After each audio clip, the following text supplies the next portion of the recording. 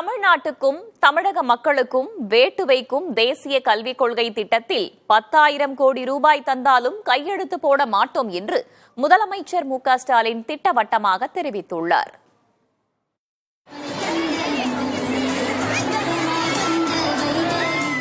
கடலூர் மாவட்டம் வேப்பூர் அருகே திருப்பெயர் பகுதியில் பள்ளிக் கல்வித்துறை மற்றும் தமிழ்நாடு மாநில பெற்றோர் ஆசிரியர் கழகம் சார்பில் பெற்றோர்களை கொண்டாடுவோம் 7வது மாநில மாநாட்டில் தமிழக முதல்வர் மு.க.ஸ்டாலின் பங்கேற்றார்.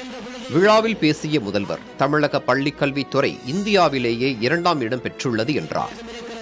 தமிழக அரசு பள்ளிக் கல்வித்துறையில் சிறந்து விளங்குவதாக மத்திய அரசு பாராட்டினாலும் மறுபுறம் பள்ளிக் கல்வித்துறைக்கு வழங்க வேண்டிய 2152 கோடி நிதியை தர மறுப்பதாக விமர்சித்தார். இது 43 லட்சம் பள்ளி குழந்தைகளுக்கு செலவு செய்ய வேண்டிய தொகை என்றும் புதிய கல்விக் கொள்கையை ஏற்க மறுப்பதால் நிதியை தர மறுப்பதாக குற்றம் சாட்டினார். புதிய கல்விக் கொள்கை சமூக நீதிக்கு வேட்டு வைக்கும் கொள்கை என்றும் தமிழுக்கும் தமிழ்நாட்டுக்கும் வேட்டு வைக்கும் கொள்கை என்றும் முதல்வர் சாடினார். 6ஆம் வகுப்பு முதல் தொழிற்கல்விங்கிற பேர்ல குலக்கல்வி திட்டத்தை அறிமுகப்படுத்த போறாங்க. குலத்தொழில் ஜாதி தொழில் மனுநீதி சொல்ற அநீதியை தொடராம படிச்சு முன்னேற நினைக்கிறவங்களை மீண்டும் அதை நோக்கி தள்ள பார்க்கிறாங்க.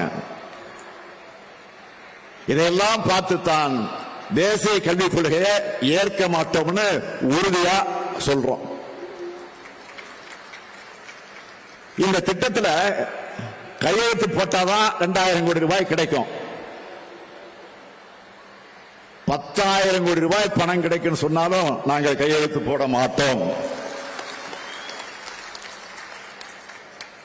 2000 கோடி ரூபாய்க்காக இந்த பணத்துக்காக இன்னைக்கு நாங்கள் கையெழுத்து போட்டா என்ன ஆகும்? கொஞ்சம் சிந்திச்சு பாருங்க. 2000 ஆண்டுக்கு பின்னோக்கி நம்ம தமிழ் சமுதாயம் போயிடும். அந்த பாவத்தை இந்த முத்துவேல் கருணாநிதி ஸ்டாலின் ஒருபோதும் செய்ய மாட்டான். இந்த புதிய கல்விக் கொள்கை மாணவர்களை பள்ளியிலிருந்து துரத்தும் கொள்கை, சமூக நீதிக்கு எதிரியான கொள்கை என்று முதல்வர் ஸ்டாலின் குற்றம் சாட்டினார்.